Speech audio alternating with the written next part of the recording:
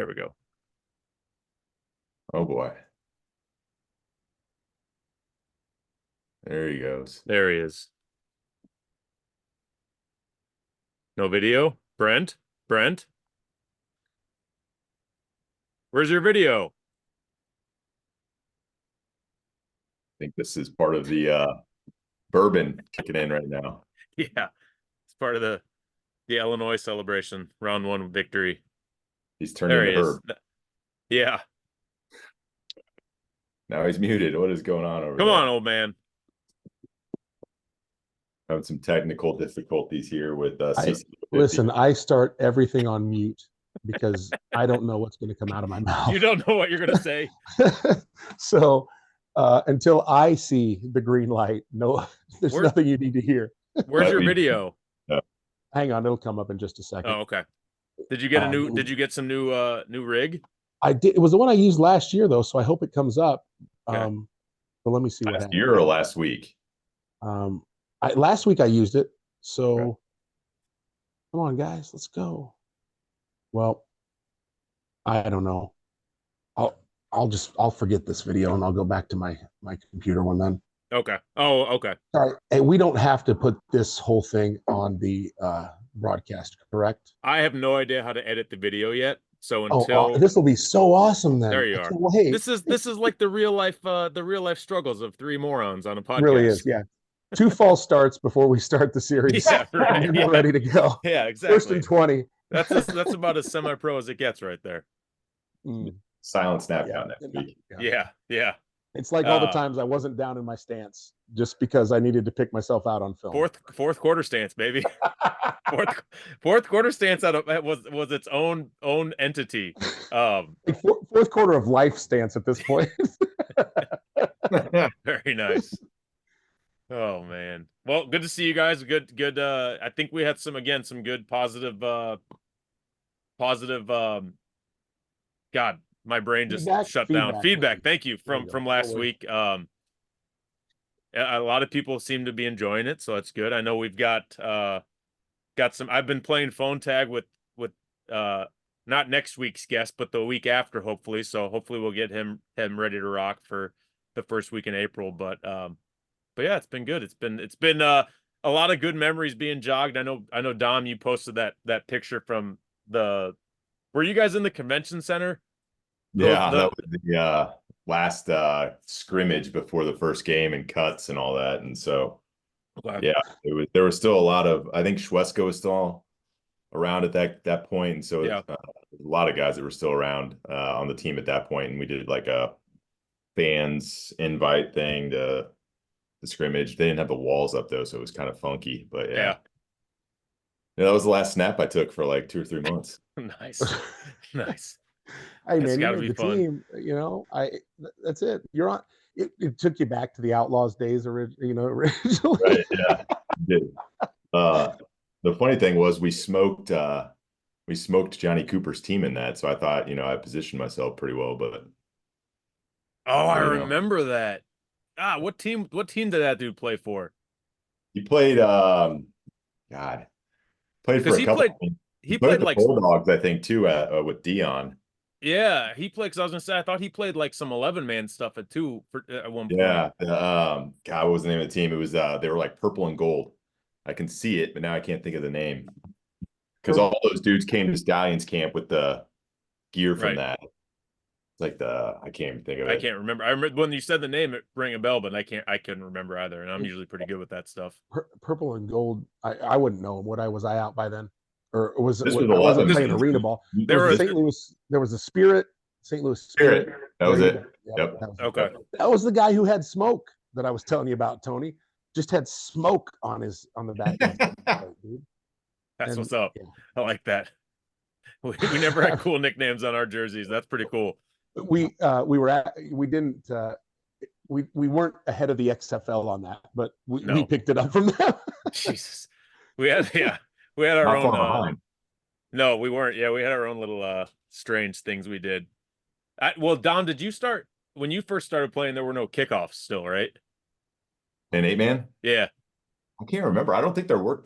I don't think it was not. I think it was that 2007. So it must have been that. We had him in. Didn't we have him in 06? Did we not have him in 06? No, maybe we. promise I don't. you. Oh, we didn't. You're right. We did not. We just started at that 15 every time. Right.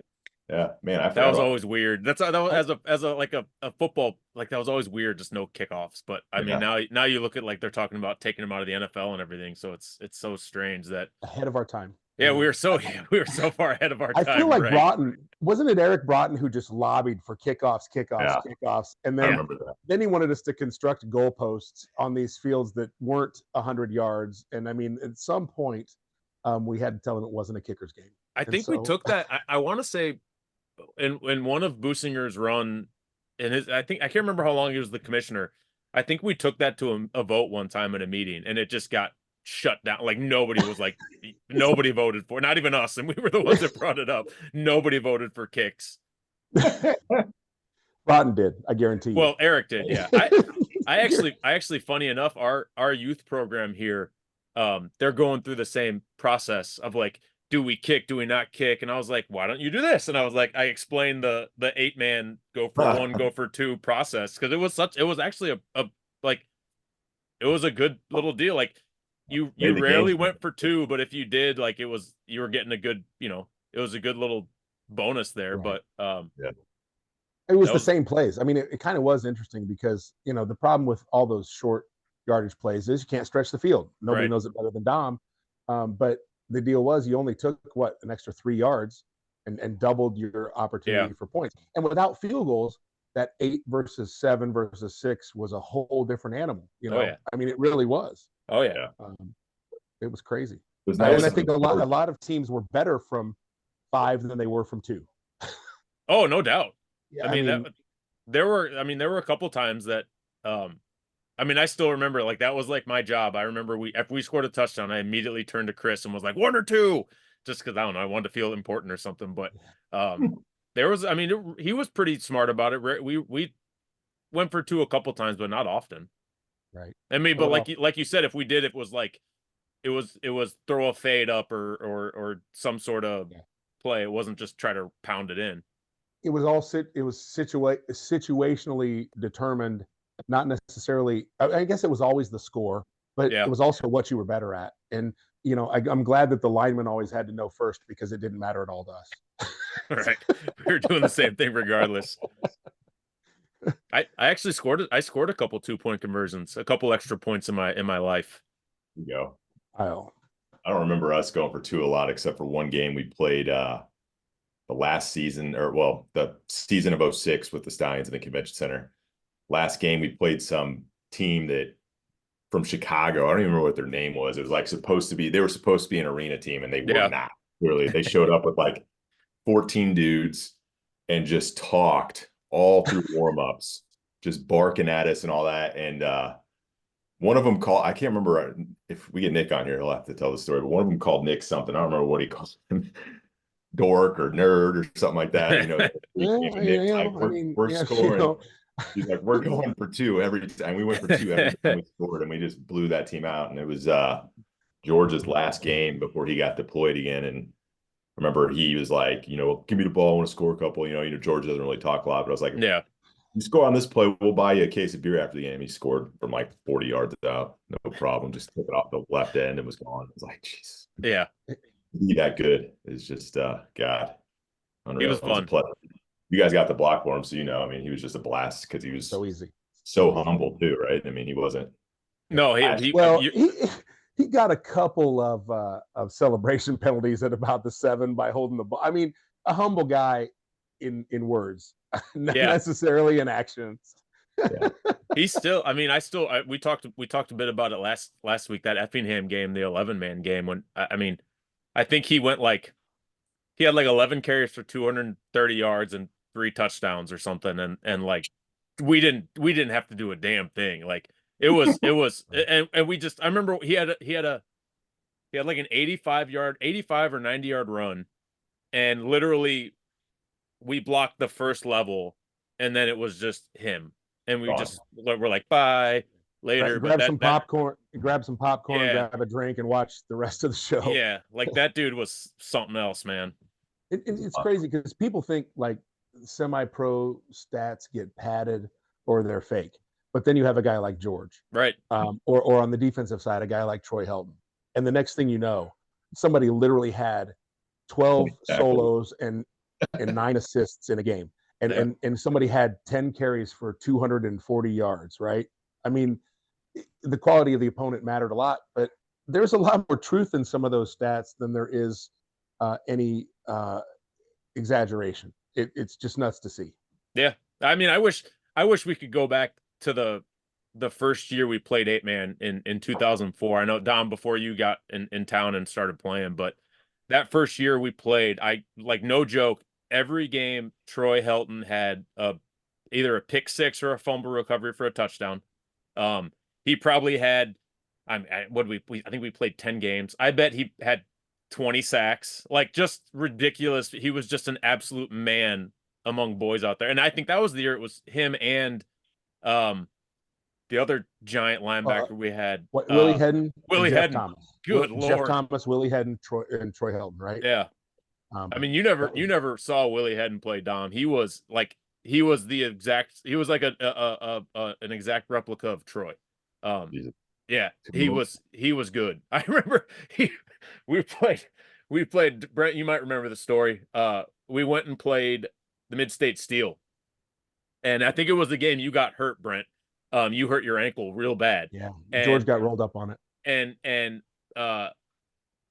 Willie got hurt. Willie broke his collarbone. Like, Willie knew it was broke immediately. And he came off the field kind of very gingerly, and Herb came up to him, and Willie screamed in his face. He goes, "Don't touch me, it's broken." And like we're just kind of like, "Okay, dude." And like, I think that was the last time he ever played. And we were playing 11-man at that time, but he was really good. He played D3 ball. He was a stud. Yeah, Willie, he was more of a straight ahead guy, and Troy was like the AFL and the Midwest Football League's version of Urlacher. I mean, you talk about a sideline to sideline. He was a problem. Yes. Maybe just a little too quick. I'm glad Willie didn't play anymore after that season for my. No, that play was the one. I can't tell you how close I came to not playing again after that play. I still remember, Brent. I don't know if you remember this, but you busted your ankle up bad, and you were in the locker room, and Brent, you just go, "Don't tell my mom, man." It's a true story. Because you knew she would beat the tar out of you for still playing ball. I was early in my forever career. Yeah. And, I was working with my father, and, they had told me for years, even when I had crap jobs, how stupid it was to go. I mean, they supported me. I can't say they didn't. They came to games. But, away from that, what the hell are you doing? What are you doing? Right. Right. And so, that's Tony, if you remember, that's when I moved from the left side to the right side, because my former bad ankle became my good ankle. That became your good ankle. Yeah.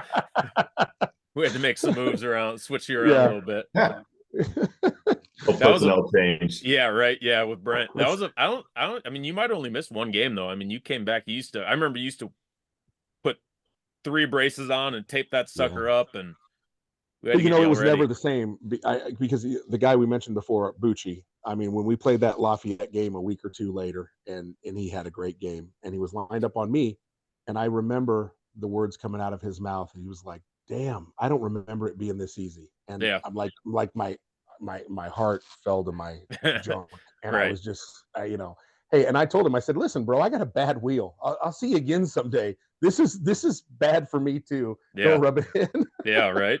That's why I can't figure out why Salvo just couldn't switch arms and still sling it. But whatever. Just some underhand lefties. I wish. I did have a play. If we ever get Packingham on here, I hope I'm sure he remembers it. We were playing in Metamora, Farmington days, so it was just a train wreck. But we ran option, like a speed option to the right side, and one of their guys grabbed me on my right arm, and I was starting to go down, and I just tossed it behind my back with the left arm, and it hit our running back, Nate Walker, and he housed it. And I remember afterwards Packingham, like, "What in the hell was that?" I was like, "That's called desperation." That's called do what you can do. Yeah. I'd give anything for there to be video. That's the most Salvo thing I've ever heard. It was pure luck. Pure luck. It was against Metamora, but I know Packingham remembers it, so we'll have to get him to confirm it. It definitely did happen, and it was a 1 in a million, because I could have never done it again. But So that was my one left-hand story for you. I got to play ball with Packingham one year with the Foxes. Him and Ward, Jamel Ward, came and played, and those dudes those dudes. I mean, obviously you see them and you play against them and you're like, oh, they're pretty good, but like those dudes could freaking ball, man. Yeah. Like they were good football players. Ricky played every position. I mean, I've seen him at wide receiver. I've seen him at tight end. I've seen him at quarterback. We talked about it already. Ricky played that year up with the Red Devils. He played everywhere. Oh, And Packingham he would do whatever you asked him to do. And Jamel, a little bit underrated. He was like every tight end, loved to catch, hated to block. Yeah. But if when he would block, he could block. Oh yeah. And when he could catch, he was hard to stop. Those guys were the real deal, no doubt. I got my Red Devils jersey somewhere. I remember Thanks for showing up. I appreciate that. I signed up to play, and I was in a we'll just say an unhealthy relationship, and I finally got a chance to go play. And I can't remember who we played, but at one point Brent and I were just so furious because we were both on punt. And we were like, what the hell are we doing on punt? Like, I'm not as big as Brent, but I'm not a defensive guy. I have zero defensive instincts. And we're trying to go down there and tackle this dude. And Brent and I were both just like, what is going on? Like, what is happening here? So funny story. Dom Salvo had at one point a Red Devils jersey. I thought I had talked him into it. It was through all that moving stuff. Yeah. And it didn't work out. But one day I met at the Best Buy grocery store on the east side and picked up Carlos Perry to take him to a Red Devils game where he did return a punt to the house. Right. And probably had 3 touchdowns. and I gave him the 17 jersey and I said, Dom's not going to play. And he managed to, on the ride up there, scratch off everything but the SLO. It wasn't in order, but it was still Los. It was nice. I've never heard that. That's good. That is a true. Carlos, he will 100% verify that. And the second week, he did not show up at the Best Buy parking lot. And that was it. That was that. That dude, I remember when Carlos first came out, and I think his first year with us was like 05. And I don't know if he played with the Bucks or anything, but I think 05 or 06, and he was terrible. I mean, we played him at defensive back, and he got beat like a freaking rented mule. And then he shows up with you guys, Dom, and it's like, who the hell is it? Like, who is this dude who is faster than everybody and is actually now he can catch, now he's got hands on. Like, why were we not using this guy to our advantage when we could? And then had all the numbers with you, came to us for one season, back with us for one season, and had caught like 16 or 17 touchdowns that year from Drew Fendrick, had 4 kickoff returns for touchdowns, and just was like, okay, like lightning quick. Yeah. Like could not touch him. There was legitimately a Carlos Perry tryout in like 99 or 2000. And I'm telling you, and I'll say it to him because what he did was amazing. He was worse in 99 than 03 by a mile. How old is that? Really? By a mile. Always trying to figure it out. I mean, he's like Jamie Ford age. He's between older. 30 and 67. I remember him playing cornerback, and I couldn't. That's the best offense to defense transition. Well, no, it's I don't know. Jamie Ford, Carlos, no, not Jamie. Carlos Battle, George Wilson. We've got 1,000 of them, I guess. Yeah. I don't know, but it was amazing how good he became. Well, he looked exactly like T.O. So you had to keep him on the team. Yeah, we played that first game in 06 in Jacksonville, and it was miserably cold. And we had, everybody had been practicing indoors at that point, but we were supposed to be this indoor team in 06. And I remember we were beating Jacksonville pretty good, and Carlos wasn't one of our starters at that point. It was probably the third quarter. They called a play. We were going to run a jet sweep with them, and we're, looking for him. Nobody can find him. He left. He was like, man, so after the game, he went and got in the car. He was sitting in the car watching. He didn't come out. He just like, I'm done. It's cold, man. I didn't play in the first half, and it was cold, so I went in the car. That's fantastic. I love that. Yeah, he's the guy though. Like you look at him, like just over time got so much better as the years went on. And again, I'll have to look at the stats from that season, how many catches and stuff he had. But I know he had double-digit touchdowns easily. And was I just remember that season because I was looking at the paper and he was always he was our dude. He was lighting You it know up. what's amazing about Carlos is no matter how heated that rivalry got, everybody liked Carlos. Oh yeah. You know, Outlaws to Stallions to Seminoles to Outlaws, nobody didn't like Carlos. He never got tied up in all that stuff. He was coming to Super Bowl parties at Alex Lawson's house while he was playing for the damn Seminoles, and everybody was glad to see him. That's who he was. I don't think that dude has an enemy in the world that he doesn't want. And right. I don't know, that's why I like him. I mean, I got enemies I don't even know I have from stuff that happened 15 years ago that you don't know about. Stuff that happened this morning. I mean, yeah, right. I don't know who I pissed off today, but I'm sure it's carpool line. Carlos always bridged that gap. Everybody loved Carlos, and he turned into a great wide receiver. It was amazing. He worked his craft. He got really good. Yeah, no doubt. What's that helmet up there with the foot on it? Me? Behind the right shoulder, yeah. That is Lake Forest College. Okay. So it's from Coach Cat. If you're listening, I didn't steal it. I promise. It was a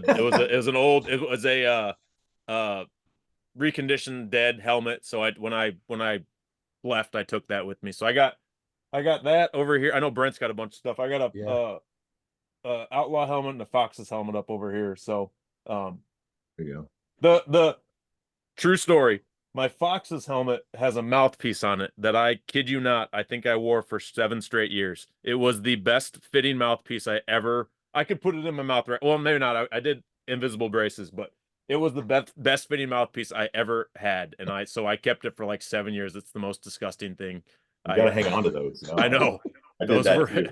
It was a doozy, man. But the Foxes the Foxes one's got a nice blood spot on it. So there you go. And then I always show this to the kids, but it's got, it's kind of Tony. Rainbow.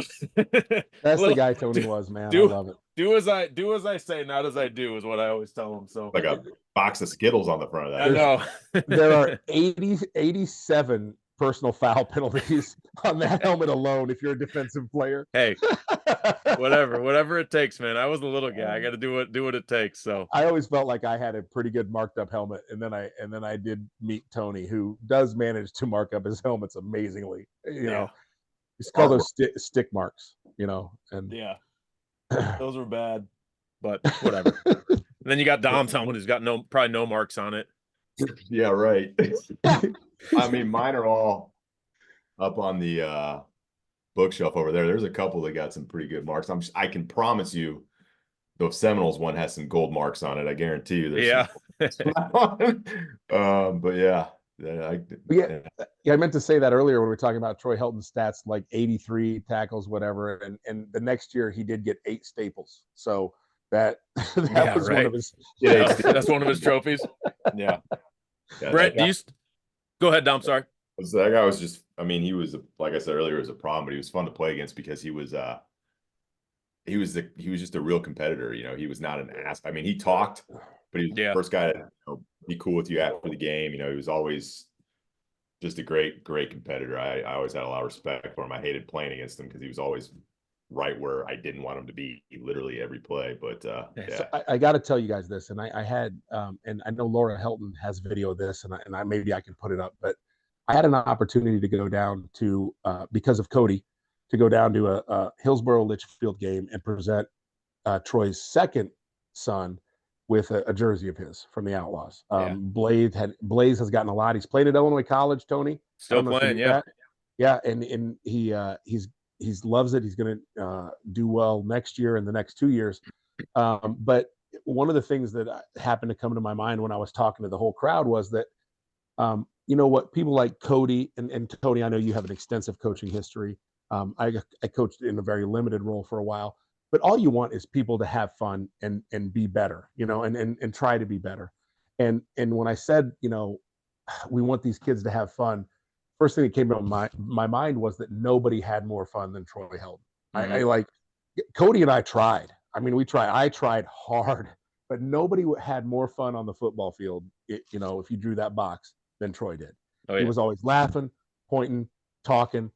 Some of it was pointed, but he was having fun. And so, like Dom said, first guy after the game to be there, first guy to be louder than me. Troy had fun, and that's neat. Guys like that are the guys you don't forget. That's why I don't forget Tony, even though we butted heads all the time. That's why I don't forget Dom, even though for 2 years we just couldn't stand each other on different teams. It's the guys who are having fun and want to have fun are the ones you don't forget, and nobody did better than Troy. Nobody. No doubt. He was awesome to be around, just playing the game, and like you said, he was just such a fun person to be around, and after the game and all that stuff. So yeah, he was a good dude. Yeah, definitely. Maybe Rob Bolden, when he would hit people and go, ha, ha! Businger still tells stories about that. I don't know. I don't know if. Do you know who that is, Dom? Yeah, he played on the Stallions for. Oh Jesus, I didn't know that. Yeah, you're talking about the little running back, like a little bowling ball. Yeah. Bowling ball is the perfect. Yeah. He would.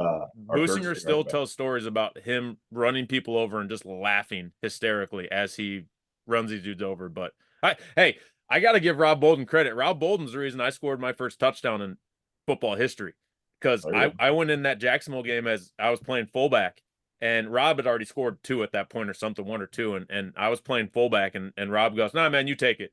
And he went and played fullback and blocked for me on a 36 sweep or 36 toss, and I just followed him and ran in the end zone, man. So it's amazing how fast a lineman, once they're a fullback, forgets that the line might have helped them with that touchdown. No, it was all Rob. It was all Rob Bolden. There were 11 guys out there on the Sharks, and Rob blocked all 11. Took them all out. Until he got a touchdown. The minute you're a skill player, it's over. There's literally 5 guys who are not on the field anymore. That Sharks game, Brent, I think if you sneeze, half their team fell over. That was one of the worst.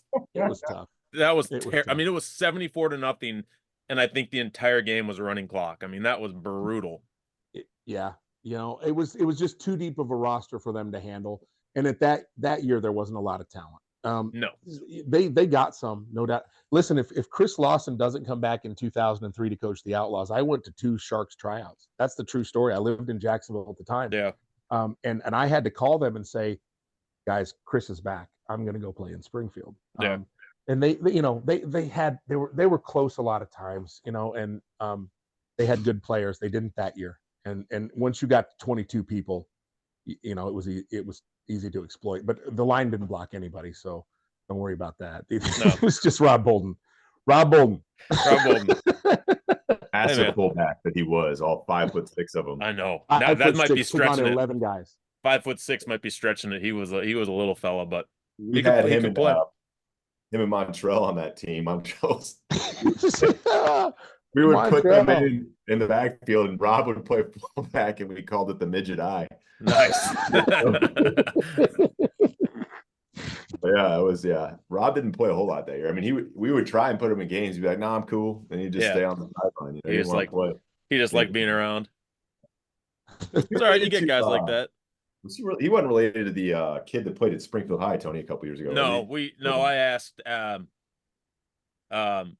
I coached Tyrell. I asked him at one point, and I was like, "Are you related to this guy?" And he's like, "No, not that he knew of anyway." So, yeah.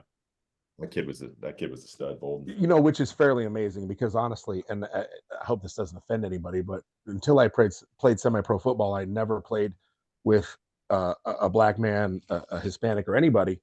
And I did not understand what the definition of the term cousin meant. So if they are not related, that is amazing to me, because I mean, everybody who came to practice was somebody's cousin. I didn't get that. From Mississippi, it opened up my eyes to so much. I mean, I didn't understand how sheltered my life was. I didn't mean for it to be. And again, I'm so grateful for it. But people say he's my cousin. I'm like, oh yeah, really, man? Like you guys went to family reunions together and stuff, and I didn't get it. I didn't get it at all, man. I didn't understand that. You're just you're just an uneducated man from Jacksonville. I was old. Those old white guys they talk about. Man, that's God, that was before my time. Definitely. Yeah. No brothers on the Jacksonville route team, huh? No, there were not till J.D. Holman, man. And I'll tell you what, he took care of business for the route team. And when he came to the Outlaws, he was a great teammate. Another guy that the Lawsons talked to, well, they knew he actually was military before, but there was a lot of military experience on, and with George the Stallions and some of those guys. That's what was kind of cool.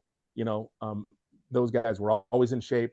They always could play a role, do their job, and we had a lot of military guys. JD was one of them. Mm-hmm. We always did, but that was from Chris and Alex too. I mean, Chris, Alex, and Tommy too. We always had those guys kind of like on both ends. A lot of times they brought guys from there to the team, and a lot of times they opened up those opportunities to guys on the team who didn't understand those opportunities were available, right? And that was a very positive impact as well. No doubt. It was cool. Yeah. What Tony? So we talked last week about how I got started and kind of found my way into the 8-man game, and how did you get hooked up with the Outlaws? So so my kind of introduction to the Outlaws was through the first outlaw, Glenn Weatherford, who was he went original. So Glenn and I played college football together at Illinois College. We both ended up having an extra semester, and I remember Glenn tried out when you guys were going to do arena ball, and I think Brent played in that game at Soccer World. And Glenn did too. Yeah, absolutely. Right. So Glenn tried out, made the team. I remember I went and watched, and it was an interesting game because you could see there was some talent, but you could also see like Tommy Akers was playing quarterback and he was not. Dom came like a year and a half too late. Tommy, right. When he was introduced, did they call him Heartbreak Tommy Akers? I believe so. So I went and I saw Glenn, and Glenn and I were still kind of active and friendly, and we'd work out together and everything. And he was like, why don't we're having a tryout in June or whatever. And actually, Don, believe it or not, the first ever Outlaws tryout was legit. Probably 100 kids there. Not kids, I say kids. 100 men there. A really good tryout. And so I went. I ran fast because I was still in shape. I was probably 190 pounds or so. Ran. Made the team. I remember going to the first meeting. We talked about this. I can't remember if we talked about this last week or 2 weeks ago, Brent, but Chris kind of saying, can anybody here throw, and me sort of reluctantly lifting my arm up, and because my intent was I was going to go play fullback and tight end. I did not want to play offensive line because I'd done it forever. Rick Brown, who was the original defensive coordinator, I remember looking at me and saying, you'll never play offensive line in this league. And so I was going to be a fullback and tight end. He knew. Right. Yeah. Because Rick knew. So I went and started to play quarterback and could take a snap. I was terrible. And then so my first role with the Outlaws was sort of because I knew football enough that I remember my first training camp, I played quarterback, I played fullback, I played running back, I played wide receiver because nobody else could play wide receiver. So I at least knew how to line up and block. So I kind of did everything. I was on kickoff, I was on kickoff return, I was the personal protector on punt. And then I was backup fullback and backup running back. So that first season, or the first half of the season, I remember playing running back and getting some carries and having fun and being on kickoff and doing all that stuff. And then, like we talked about before, we went and played Lafayette Lions, and we were Big Dave Robertson wasn't going to be there. And I remember talking to Chris, and literally I remember pulling Chris aside and being like, I remember, Coach, I played center in college. I played offensive line in college. Like, I know what I can do. I can play offensive line. So I played center that season, the rest of that season, wearing number 17, playing offensive line. The 17 jersey comes back again. Oh, baby. So, yes. So, it was for me, I started playing because obviously I knew Glenn. I knew kind of some guys. I was able to recruit some dudes, and I wasn't done playing football, man. I didn't have a great experience my senior year of college. Didn't want to hang it up yet, and just wanted to do something and enjoy it. And so it that 1 year turned into 13 seasons of playing football and just not, I probably retired 4 times during those 13 years where I was like, I'm done. I can't, this is it. I'm done. And then coming back out and playing, but it just became such a good family for us, for I was obviously single, didn't, had nothing tying me down or anything, and was working to get my teaching certificate and doing that, subbing and coaching football. So it just became kind of my release a little bit, and kind of just, it was just, it became natural. It became kind of just fun being around those guys. So, it was a blast, man. I mean, there's not one, I got no regrets for anything. I mean, I don't talk about semi-pro with my players, never talk about it with anybody. Don't really just kind of, I don't know, because I never related like the semi-pro life to like high school football, and there was never really the correlation. So just kind of was able to do it, and it was always fun when kids would come out and watch us play, but never really kind of talked about it much. But was able to recruit a couple of high school kids out to come play. That's what I was gonna ask Tony, because it is, I mean, honestly, you might be the reason, good or bad, that Springfield finally ended up with 2 teams, because the amount of guys that you knew from high school, like, and Glenn too, like Glenn brought you into it, and Dan, Right, like the Morrises, the Canans, yeah, these guys that you knew, that you played with and against. I mean, pretty soon that became like 15 to 20 guys. yeah, I mean, that's prior to your group coming in, it was older guys who wanted right. something to do. Um, high school players who didn't get an ACT score, blew a knee, or had a terrible. I don't know how bad you think your college experience was, but again, play for route my year. Right. No, I know. But guys who just had something to prove. But I mean, talk about the amount of guys that you knew that eventually suited up for the Yeah. Outlaws, Seminoles, or Stallions. Well, I mean, and that was the thing too. You kind of alluded to it. Like we brought in, and this is not a knock, but we brought in a younger generation to start playing. And so you look at like Dan Eck, who came out. I was able to recruit Aaron Businger. Yep. Kanan came out and played. My friend Kanan Reinberger. I was able to get Morris. Morris, Kanan, Businger are all guys I played high school football with.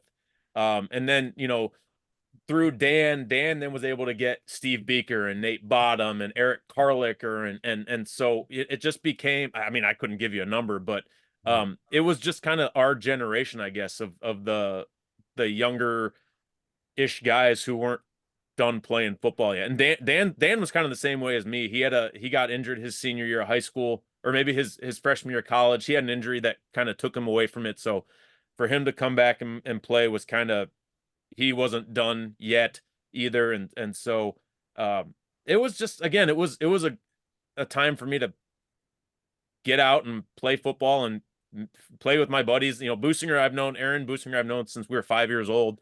I'm the reason I forced him to play high school football. And then I forced him to play with the Outlaws, and then forced him to play with, when we were going to play with the Stallions the first time, and then forced him to leave the Stallions and go back and play for the Outlaws. So to pick up his shit at the family video, like I literally drove from my house in Chatham to pick up his Outlaw stuff. Really, I was the guy they put onto that when you guys were going to play for the Stallions. Well, and so it just, but it was just an excuse for us to keep playing. And then Big Dave coming out, and Big Dave actually is the reason Cody Unker started playing. And so it was just kind of our generation sort of taking over. I don't want to say taking over, but just kind of stepping up a little bit for guys like you, Brent, who played for such a long time. And so it became, I don't know, it was just such a fun time. I mean, I look back in those years very fondly. Well, I mean, I think that's a good and true point. I mean, there was a time Tom Gaskins introduced me to this. Yeah. And there was a time at one point, I think it was 03 with the Outlaws out at Cabrini Green, where he said, "Why don't you go up front and we'll start stretches?" Right. And so that's how the transition works. And ultimately there was a time where you guys were the ones painting the field. You guys were the ones dedicated to it, raising funds, talking to people. And I don't know, either I left too late, too early, whatever. But the thing was, there's guys who are passionate about it, right? And some guys, then they get families there, they get a job that doesn't allow them to do it, and that's what's kind of special about it, right? And all of you that are, I mean, you talked about Beaker, you talk yourself, Carlicker, Tyson Corley. Yeah, like Tyson. These guys coach, like they coach great high school teams or college teams these days, and you wonder, I don't know how many of them would still have kept that connection to football if they didn't for a couple years when they weren't coaching, go play. Sure. Right. I mean, oh yeah. I think that's meaning. I coached 1 year at Route. I mean, if you get away from it, you get away from it. We all see the guys who 1 year have to do something different and we never see them again. Dom came back and drove from Kansas City for a year just to play. I had a very similar story to Dom. Not quite as far as Kansas City, but I drove from Carbondale 1 year. I'd come up every Saturday, stay at my folks, play Sunday, and drive back. I think it might have been the 2006 season, when you guys were when the Stallions first years. I think I ended up going to grad school and was not going to play, and then Dan talked me into it, and so kind of like you said last week, Dom, talking about the guys were like, no, come do it, and so I ended up doing it. Now 2.5 hour trip was a little bit different than Kansas City, but wasn't bad though. KC, I would stop not far from Carbondale and get some White Castle on the way back. Break up the trip a little bit. I remember driving back St. Louis. Driving back from Springfield to Carbondale. I would always stop in Lebanon and get a Casey's. I'd stop at the Casey's, and then driving back, I'd drive through Nashville, Illinois. There was a Dairy Queen. I'd always stop at that Dairy Queen and get a Blizzard. So I kind of had my stops too on the way back. So way to do it. Yeah, right. So yeah, but all right. And Tony, you got to tell us a little bit about the hog football chat and all that. I mean, you're the only reason we can do a podcast. I hate talking about the hog football. I have a laptop, period. Okay. I mean, that's it. I mean, I've been on mute every time we've tried to start this show. I know. I've switched camera. I have one USB port on this thing. So either my wireless mic or my good camera works. Wireless mic. Look at wireless you. mic. Wow. Well, I move around a little. You're I don't fancy. know. Is that from your wrestling days? The last 2 weeks I sounded like shit. So no, you sounded good. Well, not to me. Probably because I'm old. But listen, here's the deal. I mean, it's funny because I mean, I know you were coaching high school here. You went a couple other places, coach high school. Hey, your high school up in Iowa got the arena football pants. They did. The Peoria Pirates. I ended up with them and never started the team I thought I would. You got to tell me about that progression and the people that you talk to on that football chat. And man. It's a pain in the ass. I'll be perfectly honest with you. It is a pain in the ass, but it has opened up a lot of doors, and it has built a lot of relationships in my life as a coach that I would not have gotten without it. So, Twitter was a big thing. It was starting to become a big thing in like 2015. And I'd had Twitter for a few years, never kind of dabbled with it. I think I remember my first tweet ever just said tweet. And then I remember posting like some memes about Rex Grossman or like he had a meme where it was like fuck it, just throw it deep or something or fuck it, Bernard's down there somewhere or something like that. So I remember posting. You can recycle those probably here pretty quickly. No doubt, all the time. So and then I was home one summer because one winter I at that point was living in North Carolina. Was home for a summer or for a winter watching football and noticed some guys talking about Texas high school football chat, and so started to participate in that, and then talked to another buddy, and we started the hog football chat with offensive line. It was originally offensive line, defensive line. We tried a defensive line one and it bombed, so we stuck to offensive line and really just kind of it took off, man. So 2015, it's now 2024, so almost 10 years of doing it. And again, the doors it's opened, like Kevin Mawai and I are friends because of that. Yeah, right. Like Kevin Mawai. This is anytime people I see like on social media, people are like, who's the most famous person in your phone? Probably Kevin Mawai is that for me. But he at one point, I remember I was living in Tennessee and I was in Springfield I was in Chicago for Thanksgiving, and we were going to the Bears game that Sunday. And I texted Kevin, hey man, good luck. We're going to be at the game. And he goes, do you want some tickets on the sideline? And so and so like got to go on the sideline at a Bears game and meet Kevin Mawai. Getting to meet Herb Hand. Those only cost like $35 a piece or something like that. Well, they were terrible that year. That was Foxy's last year, I think. So they were pretty bad. but getting to meet Herb Hand, who is a famous college football coaches at UCF right now, has been all over. So it's opened some doors, and it really is. I say it's a pain in the ass, but it's just because it's not. It's really been a fun time, but it has taken a life of its own, man. It's probably helped me get some jobs, and I think unfortunately it's probably kept me from some jobs too, because it's that social media thing, man, is a scary world these days. Especially in the profession I'm in as a football coach. It can be pretty rough. So there is some give and take to it. But yeah, so because of that, I got to do a podcast. I got to start the Hog Football Podcast, which is kind of the reason why when Brent brought this up at one point, I was like, dude, we should do it. Because I think I don't even remember where I saw you.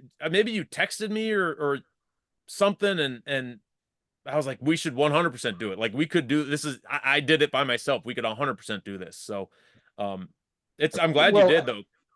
I mean, at one point, I think, we talk, and I mean, by text or by message, but it was like, man, I get that stuff. So, and I don't know, I got it because I'm friends with Tony, but I started getting the Hog Football Chat stuff, and like, they're a different breed, just like quarterbacks are. Yeah. And Dom can tell you all about that, but like, you relate to it, right? You just relate to it. And I'm like, God, if this guy wasn't a guy that I took a snap with for 6 years, I would subscribe to this. Yeah. I would. I did it. I probably want to subscribe less because I know him. So it's like I did it anyway, and I enjoyed it, and that's cool. That's cool when somebody has an impact, beyond your little circle. Like it's kind of like this whole thing.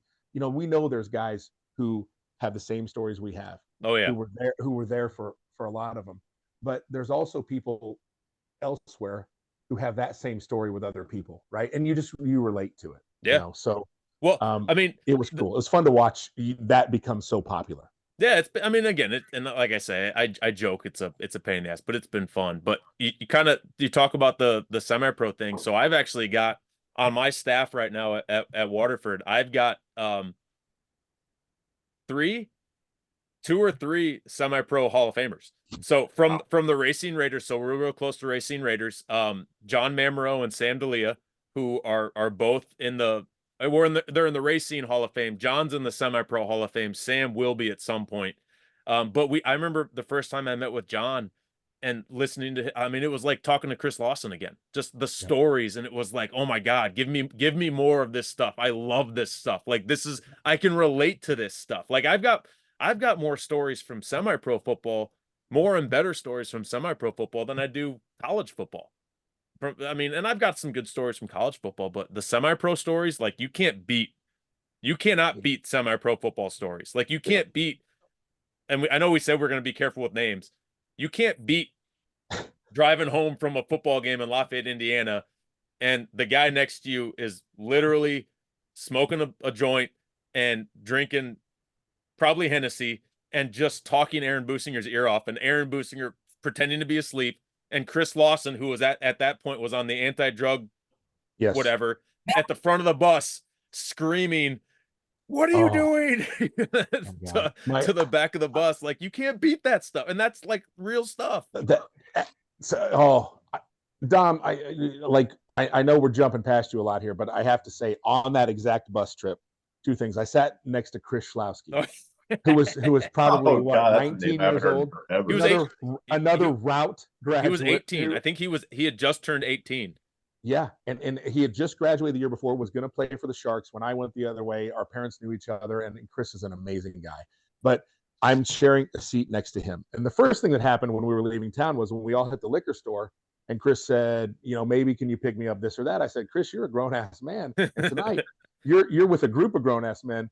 You're going to stand in line between a bunch of us, and you're going to look him in the eye, and you're going to buy it yourself. Right. And he did. And I was very proud of him. And when the situation that you mentioned started to happen, I smelled something, and I knew we didn't hit a skunk. Right. And I looked at Chris, and I saw Coach Lawson sitting about 3 rows in front of me, and the people sitting behind me. I said, just wait and watch this happen, because this will be amazing.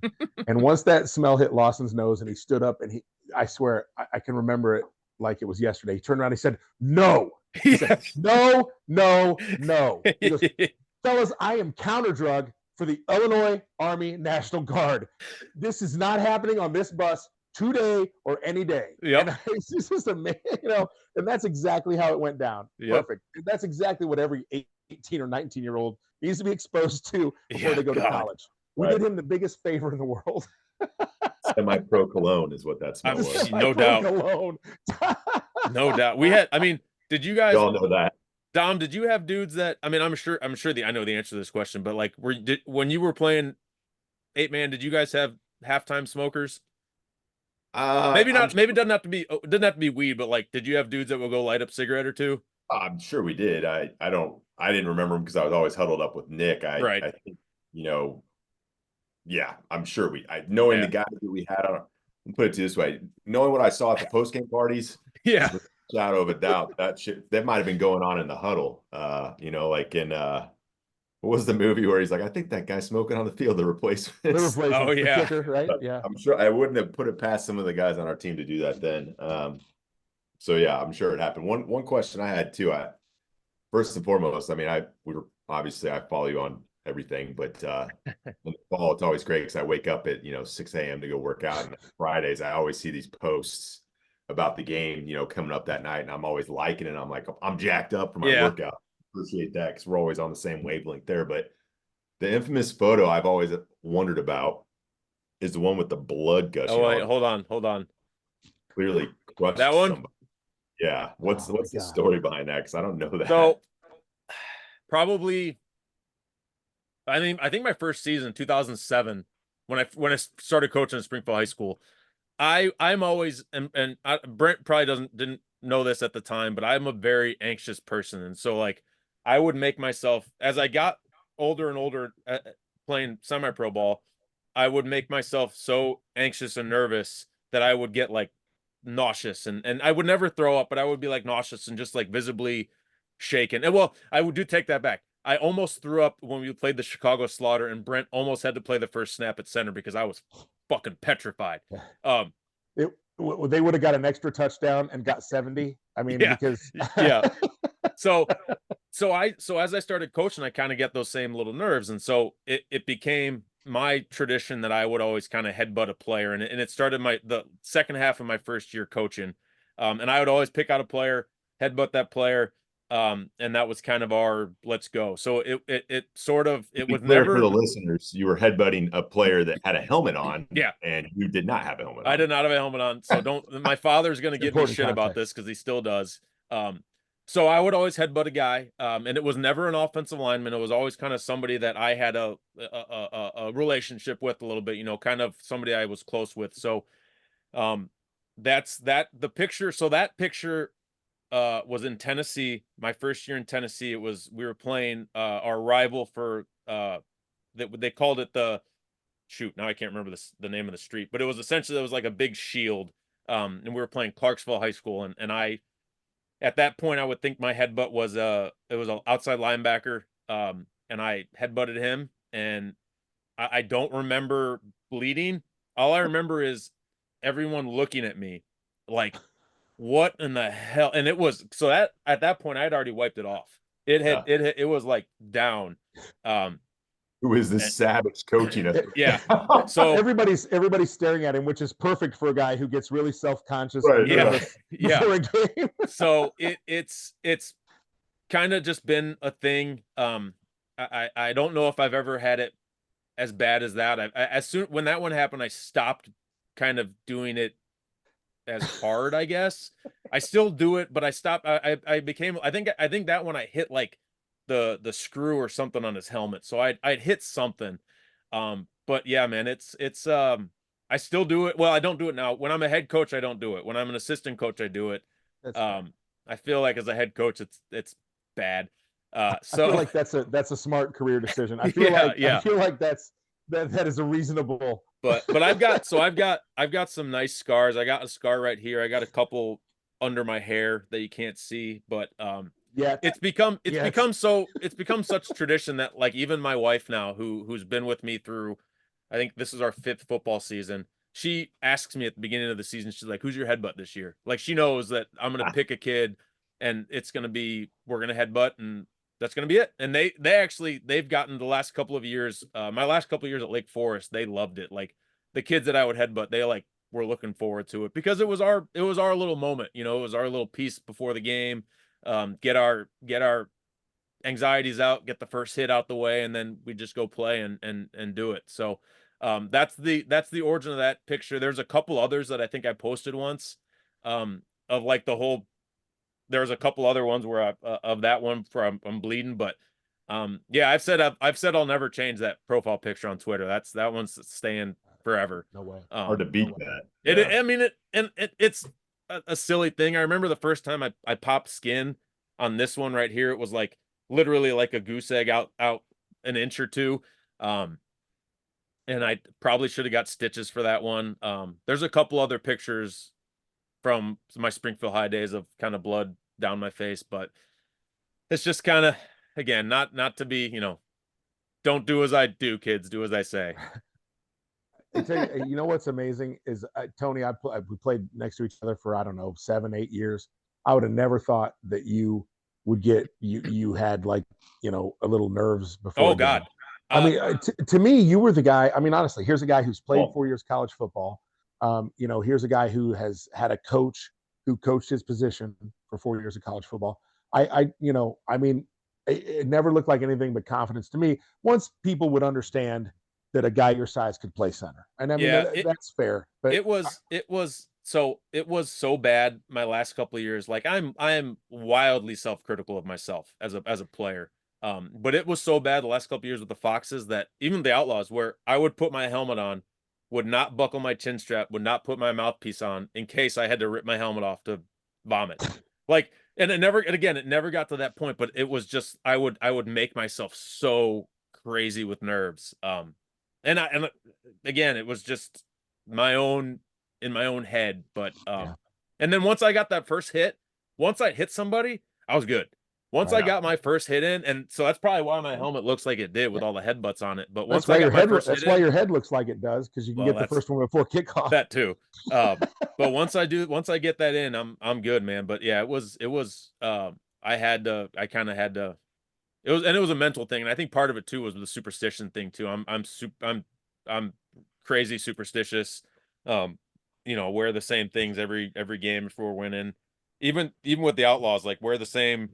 Like I would never be so gross where I wouldn't wash it or anything, but you know, I always had my routine on Saturday nights before games, on Sundays. Even my dad gives me shit, but I knew on Saturday or Sunday my dad was texting me the same thing every week. And so kind of once I got that, I was good to go and could go play. But that's just me as a weirdo, man. Hey Dom, were you like that a little? Did you the nerd? I got to tell you guys. I mean, I looked at guys like Tony. I looked at guys like Dom, who'd been successful everywhere, and my whole theory was fake it till you make it. Right? I mean, I was older than them. I had played for a while. I might have made an all-league team. I'm just gonna pretend to be the best guy on the team until everybody believes it. And you two never did, but other people did. You had your moments. You guys were always both very composed. I never really would have guessed either of you would have had nerves. I mean, when I was a kid, my grandpa, I always remember telling me, like, don't be nervous. Like, if you're nervous, that means you're thinking too much. Yeah. You know, if you're nervous, you're probably, you know, not prepared or whatever. But he'd always be like, just don't even think about it. He'd like, just go out and do what you need to do. And I was the same way before games. I would get, you know, I'd throw up. I'd get super anxious all the way up until probably my last season. Really? Yeah. I mean, I was, the night before the game, I'd have rituals with what I'd watch and, you know, kind of get my mind right, warming up, what I would listen to, but I would always be like, my stomach was just in knots. Yeah. And I wouldn't eat before games, because if I did, you know how that would happen. I was the same way. I could not, I mean, I'd have like a little bit of food, but I mean, it got so bad. Like I was so afraid of vomiting. I didn't drink water. For the last 6-7 years of playing football, I would rinse my mouth out and spit it out. I would not ingest anything until the game was over. Yeah. I was the same way, which was really terrible on games like when we'd play at night, right? Because I wouldn't really all that thing. You're like, how are you going to play a football game tonight? But it never really impacted me. But Yeah. the one game I did throw up against was the game in Miami Valley up in Ohio. The first game I got to start. And Elote was like, I remember Elote being like, Gade was like, "Wait, where's Dom? And Elote's like, he's in the locker room throwing up." He was like, "What?" I mean, you can't puke on turf, so No, I mean, you know, Yeah, right. So, I mean, it was yeah, I was like that every game though. But I think, the same thing, like you said, Tony, once you get out there and you get the blood going and Yeah. you don't think about it, right? And then you're man. But man, I would eat like a champ. I think you guys were good because you were so angry off of low blood sugar. So I think Yeah. that was what did it for you, because oh my God, if I didn't eat before a game, I was even more uncoachable. So Nice. food in the ephedra. Oh God. the ephedrine. Back when you didn't The have Yellow to sign in Jackets. for it. Back when you didn't have to sign the in stingers at the game. the sting. Jesus. God, the ephedrine. Good Lord. Yeah, oh yeah. Ephedrine and I Red remember Bull. taking one of those Yeah. for days. Never again. I took one. I didn't sleep for like 3 days. Yeah, I made the mistake. Not even like the level that Brent took. I think I took like a hydroxycut pill one time, not before a football game, but like I made the mistake in college of taking one after 6 p.m. and I didn't sleep. Oh yeah, I did not sleep at all. Yep. Where's the rave? Why am I so angry? What's going on? Right? Oh God. Let me get some DJ music. Let me get some hype music. Let me find a pacifier. We're gonna hit a rave because I'm not sleeping for days. Yeah, basically. Man. Oh, are we at an hour again? We're at an hour So- again. Yeah. So Yeah. next week we have Lawson. Is that lined So up? next week the plan, Brent, you've talked to him, right? Yes. Okay. He knows he's available and ready to go, and he's excited about it. Awesome. As good as our stories have been, Chris, I mean, he'll blow the cover off of them. He's the godfather of football and semi-pro. He brought it here, and I can name 20 teams who have been spawned from what Chris Lawson did. And I'm in awe of who he is as far as making guys feel special on weekends. So it'll be great. I'm excited. I can't wait to talk to Chris. I'm a horrible former teammate or former player because he called me a couple weeks ago and I just keep forgetting to call him until I remember, and then of course the next day I forget again. So I'm super excited to talk to Chris. Just one of, like you said, Brent, probably in the semi-pro Hall of Fame, deservedly so. One of the best people I've ever been around in this game. So he just made other guys better, and that's what's awesome about him. I like personally and as players. So I think he's a perfect first guest, and we'll start talking about who else to bring on. Yeah. Not that we'd ever run out of stories, but no, that's a good. Were you there that night? This was the summer I was playing 11-man with the Outlaws, and if you weren't there, I know you had to hear about this. But the night that we were at Catch or somewhere, I don't know, we were all very intoxicated, and we decided to go to Lawson's house and take all of the lawn ornaments and I've heard this story. Neighbors' houses and put them in his driveway. That was you and Dan, wasn't it? Me, Dan, and Cody. Yeah. I've heard this story. He was so pissed. Perfect. That's a good setup for him to be able to tell his. We were out there for like 3 hours. I mean, yeah. In his neighborhood. He lived in a nice neighborhood. He did. Ornaments, man. I mean, it was so terrible. And now at my age, I live in a good neighborhood, and I'm like, man, can't believe we did that to him. He probably felt like such a blast the next day when his neighbors were like, what in the hell? So, love it. Well, I love you guys. Idea, I appreciate you. This is the most fun I've had for 3 weeks, man. I'm really glad to see you guys. Good. Yeah. Dom, you'll have to bring that story up. We'll see, because I know he remembers that. Well, it was Dan's idea. I'm going to stand by that. It's always Dan's idea. Yeah. Shit. Oh, take care, fellas. All right, boys. We'll see you next week. We'll see you. All right. Take care. Bye-bye.